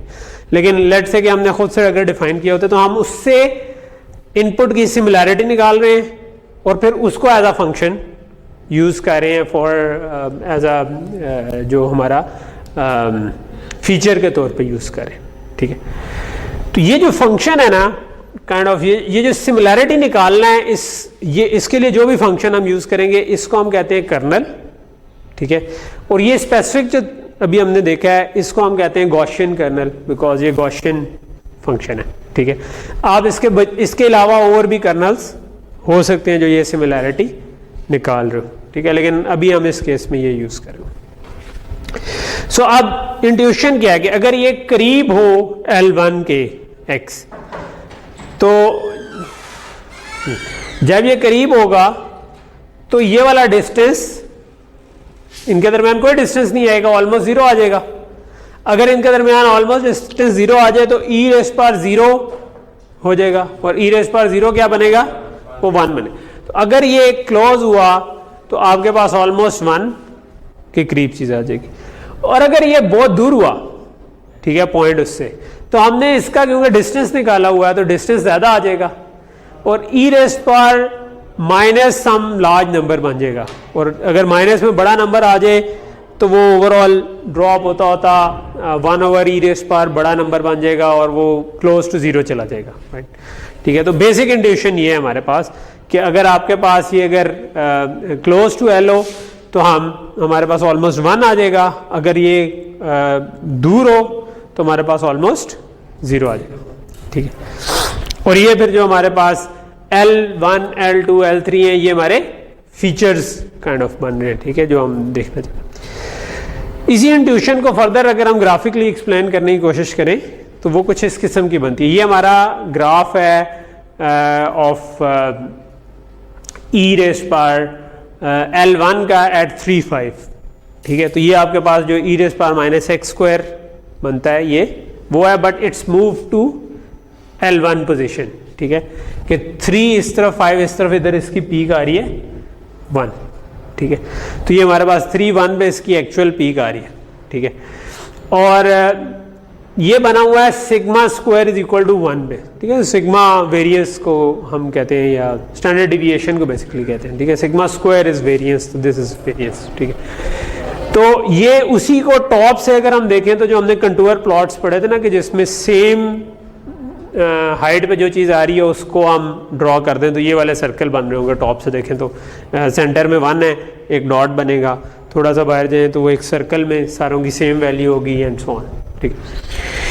तो सिग्मा का क्या फ़र्क पड़ता है बीच में, अगर मैं σ1 लूँगा तो ये ग्राफ बन रहा है, राइट। इसका मतलब क्या हुआ कि मैं अगर एग्जैक्ट 3, 5 पे हूँगा तो 1 आएगा, थोड़ा सा साइड पे जाऊँगा तो 1 के बजाय थोड़ा कम नंबर हो जाएगा, ज़्यादा साइड पे जाऊँगा तो वो और ज़्यादा 0 के करीब जाता जाएगा, ठीक है। अगर मैं सिग्मा 0.5 ले लूँ, यानी सिग्मा को कम कर दूँ, तो ये उसकी वेरिएंस को कम कर देगा, ठीक है। तो वेरिएंस को कम करेगा तो ये कंटूर्स कम हो जाएंगे, राइट, छोटे हो जाएंगे थोड़े से, और अब क्या होगा कि आपका ज़्यादा शार्प किस्म का ग्राफ बना के जिसमें आप जल्दी 0 को टच कर देंगे, ठीक है। और इसी तरह अगर मैं सिग्मा को बढ़ा दूँ, 3 कर दूँ, ठीक है, तो सिग्मा स्क्वायर को, तो तब आपका ये एक्सपैंड हो जाएगा उल्टा, ठीक है। और जब एक्सपैंड हो जाएगा तो इसका मतलब है कि ये आहिस्ता आहिस्ता डाई डाउन करेगा, राइट, ठीक है, ओके।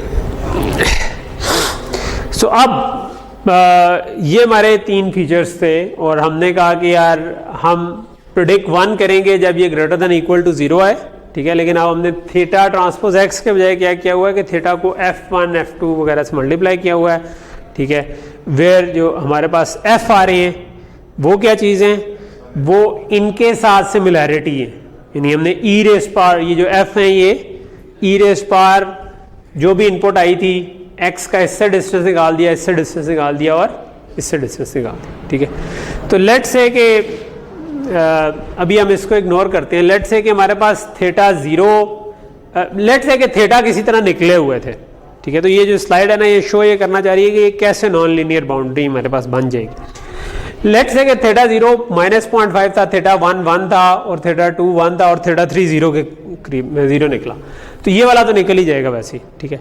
तो अब अगर कोई पॉइंट मेरे पास इसके करीब आया, ठीक है, इस L1 के करीब आया लेट्स से, तो अब क्या होगा कि जब मैं उस पर ये वाला प्रेडिक्शन अप्लाई करूंगा तो उसका डिस्टेंस F1 के साथ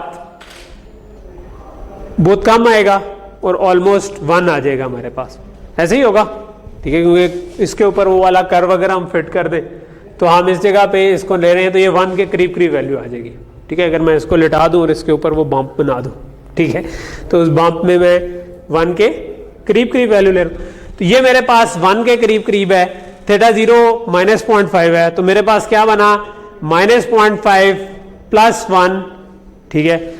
F2 क्योंकि इससे दूर है तो इसके ऊपर जो बम्प बना हुआ था वो इधर तकरीबन 0 हो गया था, तो इसका मतलब है कि ये उससे दूर होने की वजह से इसका इफेक्ट भी 0 हो गया, ये तो पहले ही 0 था, ठीक है।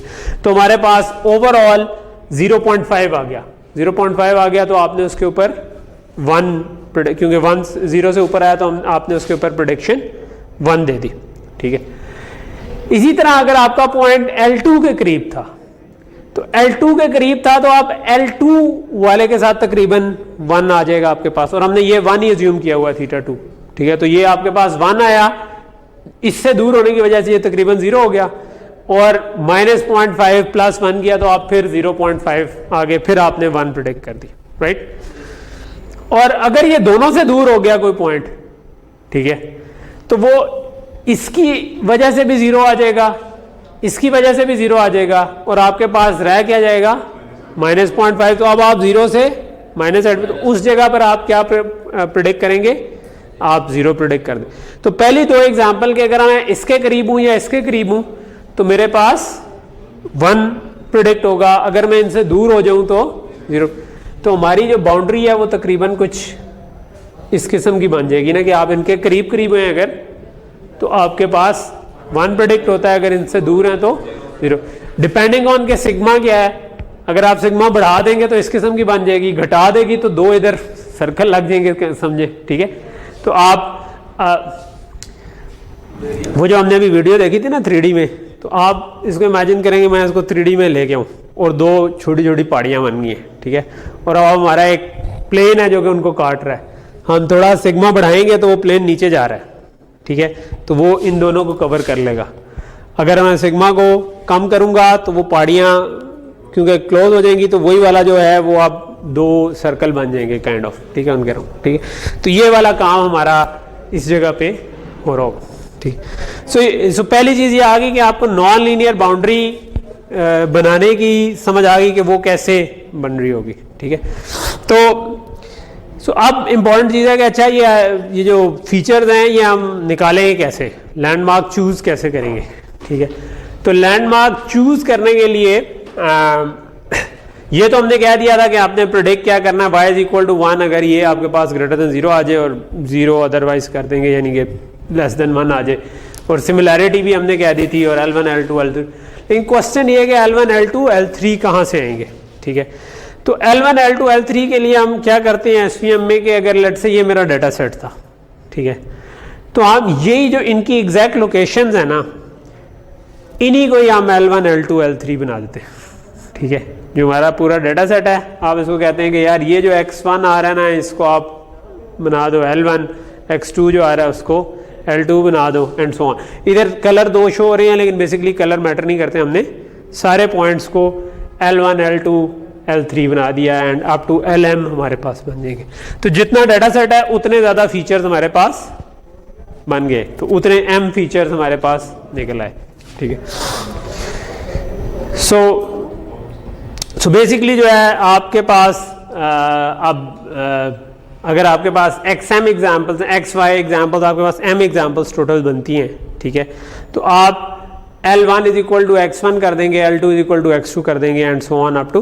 तो आप जो एक्चुअल डाटा है जो आपके पास ट्रेनिंग सेट है, उसके अंदर आपने जो एग्जाम्पल आ रही है, आपने कहा कि मैं इसी से सिमिलैरिटी निकाल लेता हूँ, ठीक है, और उसी को एज अ फीचर के तौर पर इस्तेमाल कर दिया, ठीक है। तो kind of her data point पे आपने वो बम्प बनाने की कोशिश की, और फिर देखा कि वो किधर आता है, तो वो ऑटोमेटिकली वो बड़ी नॉन लीनियर सी बाउंड्री बन जाएगी, ठीक है। तो F1 जो है वो फिर आपकी similarity of X with given कोई एक एग्जांपल इनमें से उठाएंगे, तो आप उसको सारों के साथ, यानी सारे पॉइंट्स के साथ बेसिकली एक तरह से कंपेयर करें, ठीक है।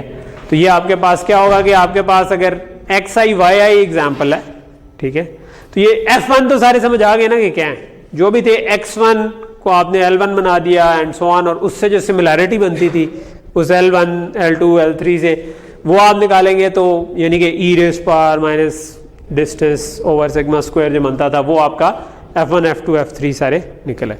अब आपके पास ट्रेनिंग सेट की कोई भी एक एग्जांपल है, उसको आपने पकड़ा, तो आपने उसको पहले वाले से सिमिलैरिटी निकाली, दूसरी निकाली, तीसरी निकाली, and so on up to सारों से निकाली। इसके दरमियान में कहीं पे वो खुद भी पॉइंट था ना, क्योंकि हमने ट्रेनिंग सेट में उसी को ही एक FI जो था वो LI बना हुआ है ना, तो वहां से उसका जब आप निकालेंगे सिमिलैरिटी, तो वो 1 आ जाएगी, बाकी सारों पर वो कोई और वैल्यू आ रही होगी, ठीक है। तो ये अब आपका F काइंड ऑफ बन जाएगा, और इसके साथ आप एक F0 लगा देंगे जो हमेशा 1 हो, ठीक है। तो बाकी आप वही रहने देंगे, क्योंकि ये F1 से लेकर FM तक हैं, तो आप एक डायमेंशन उसकी बढ़ा देते हैं जो हम जो बाय स्पीच में ऐड करें। सो SVM में फिर क्या हुआ कि आपके पास अब हम theta transpose F greater than equal to 0 पर, यानी पहले हम थीटा ट्रांसपोज X कहते होते थे, अब हमने उसके बजाय उसको F से रिप्लेस कर दिया है। F इज द क्या low similarity function with all the examples, ठीक है। और वो सिमिलैरिटी फंक्शन अभी जो हमने पढ़ा है वो गॉसियन पढ़ा है, लेकिन इसके अलावा भी इस्तेमाल हो जाते हैं, ठीक है। तो वो पॉइंट ये है कि ये तो हमने निकाल लिया कि अगर हमारे पास थीटा हो तो फिर हम कैसे निकालेंगे, थीटा कैसे निकालेंगे, थीटा निकालेंगे by training on this cost function, ठीक है। हम ग्रेडियंट डिसेंट चलाएंगे, ये जो हमने कॉस्ट फंक्शन पढ़ा था उसके हिसाब से हम इसको ट्रेन करेंगे। ट्रेन करने के बाद हमारे पास थीटाज आ जाएंगे जिनके ऊपर ये काम कर सकेगा, ठीक है। ओके,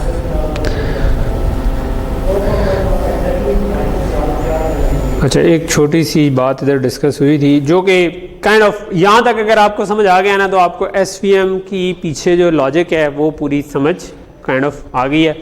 एक छोटी सी चीज़ ये है कि मैं बीच में बताना भूल गया कि थीटा 0 ऐड करने का मतलब क्या है, सिंपली कि आप ये जो हमने ओरिजिन पे इंड्यूशन पढ़ी थी उसके बजाय आप किसी भी जगह पर वो बाउंड्री को मूव कर सके, ठीक है। तो थीटा 0 उसको मूव कर देता है। दूसरा ये कि ये जो थीटा स्क्वायर लिखा हुआ है, ठीक है, तो इसी को हम थीटा ट्रांसपोज थीटा भी लिख सकते हैं ना, तो ये थीटा स्क्वायर बन जाएगा कि अगर आप अपने साथ ही डॉट प्रोडक्ट ले लें तो वो ये चीज़ निकल आएगी, ठीक है। लेकिन प्रैक्टिकली जब ये इम्प्लीमेंट हो रही होती है, ये अगर ना भी समझ आया तो कोई इतना फ़र्क नहीं पड़ता। उसमें दरमियान में एक्चुअली एक और मैट्रिक्स से इसको मल्टीप्लाई किया जाता है, उससे ये थोड़ा सा कह लें कि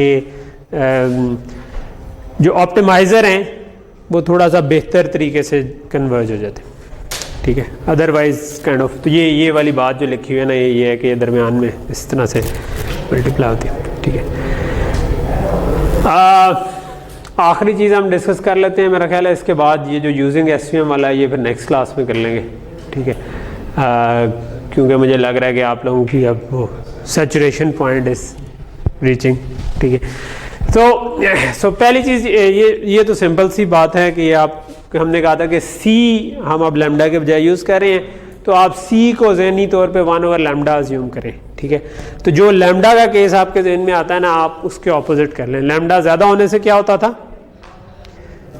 लैम्डा बढ़ा देते थे तो हमारे पास रेगुलराइज ज़्यादा हो जाता था, तो कहते हैं कि आपकी बायस बढ़ जाती थी, हाई बायस हो जाती थी, ठीक है। तो उसके बजाय अगर C स्मॉल हो जाएगा तो आपकी हाई बायस लो वेरिएंस हो जाएगी, और इसका ऑपोजिट केस होगा, C लार्ज हो जाएगा तो लो बायस हाई वेरिएंस हो जाएगी। तो इसको इस तरह भी सोच सकते हैं और इस तरह भी सोच सकते हैं कि C क्योंकि कॉस्ट के साथ आ रहा है तो वो थीटास इफेक्ट को मैग्नीफाई कर देगा, तो वो उनको ज़्यादा फाइन ट्यून करने देगा। अगर C को छोटा कर देंगे तो वो फिर रेगुलराइजेशन वाला फैक्टर बढ़ जाएगा, ठीक है। इसी तरह जो सिग्मा स्क्वायर है, जो कि हमारा उसकी कहते हैं वो था स्टैंडर्ड डिविएशन या वेरिएंस सिग्मा स्क्वायर थी, वो कितना स्मूथली उसने करना है। अगर आप उसको थोड़ा सा ज़्यादा स्मूथ रख लेंगे तो ये इसका इफेक्ट भी तकरीबन बायस वाला हो जाता है। सिग्मा बहुत बड़ा हो तो वो तकरीबन फ्लैट हो जाएगा, तो हर एक जो है ना वो हर एक की उसमें, यानी कि आपके पास ये अगर एक कर्व है, इसके बजाय अगर मैं बहुत शार्प भी बना सकता हूँ और मैं बहुत फ्लैट भी बना सकता हूँ। अगर बहुत फ्लैट हैं तो सारे एक दूसरे को काइंड ऑफ ओवरलैप ही कर रहे होंगे, तो वो हाई बायस वाला के बन जाएगा, ठीक है। और अगर वो बहुत कम होंगे तो वो हाई वेरिएंस वाला होगा कि हर एग्जाम्पल अपने आप को अलग-अलग ट्यून करवाना शुरू हो जाएगी, ठीक है। तो आपके पास सिग्मा स्क्वायर जो होगा, अगर लार्ज होगा तो ज़्यादा स्मूथली होंगे, हाई बायस हो जाएगी, अगर स्मॉल होगा तो लो बायस हो जाएगी, ठीक है। ओके, सो वैसे तो अगला है तो छोटा सा, लेकिन मेरा ख्याल है हमारा टाइम ख़त्म हो गया, ठीक है। एक हम जो इम्पॉर्टेंट चीज़ है ना कि इन इंट्यूशंस को हम क्यों पढ़ें, यानी कि हम SVM को यूज़ करना हो तो हम शायद एक छोटा सा पीस ऑफ कोड उठाएं या लिखें जो आपको असाइनमेंट में मिल जाएगा, ठीक है। अभी एक न्यूरल नेटवर्क की मैंने खुद थोड़ी सी लेट कर दी थी, मैंने कहा कि यार 2 वीक्स बैक टू बैक की है तो एक थोड़ा सा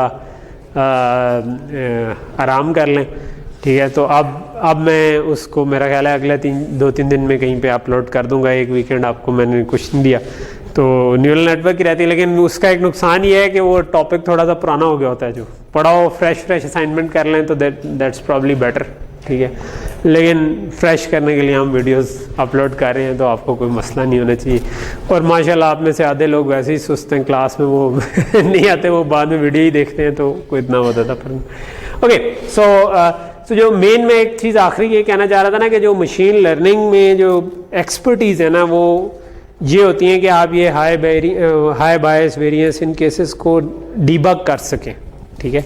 आप निकाल सकें, आप लर्निंग कर्व्स जो हमने लास्ट टाइम पढ़े थे वो प्लॉट करके देख सकें कि कौन सा केस बन रहा है, ठीक है। बिकॉज एक्चुअल प्रॉब्लम में ये वाले ग्राफ तो नहीं बनेंगे, बिकॉज 2 तो नहीं होंगे ना, हमने सारा टाइम 2 फीचर की एग्जांपल ली थी, तो असल में तो 2 नहीं होंगे, असल में तो ज़्यादा होंगे। तो हमें इनमें से कुछ नज़र नहीं आ रहा होगा, बट हमें क्योंकि 2 की वजह से समझ आई होगी कि असल में क्या हो रहा है, तो हम उसको लार्जर केस के ऊपर सोच सकेंगे कि ये मसला है, और वो जो कर सकता हो अच्छा, वो मशीन लर्निंग का ज़्यादा अच्छा एक्सपर्ट बन। ठीक है जी, यहाँ पे रोके।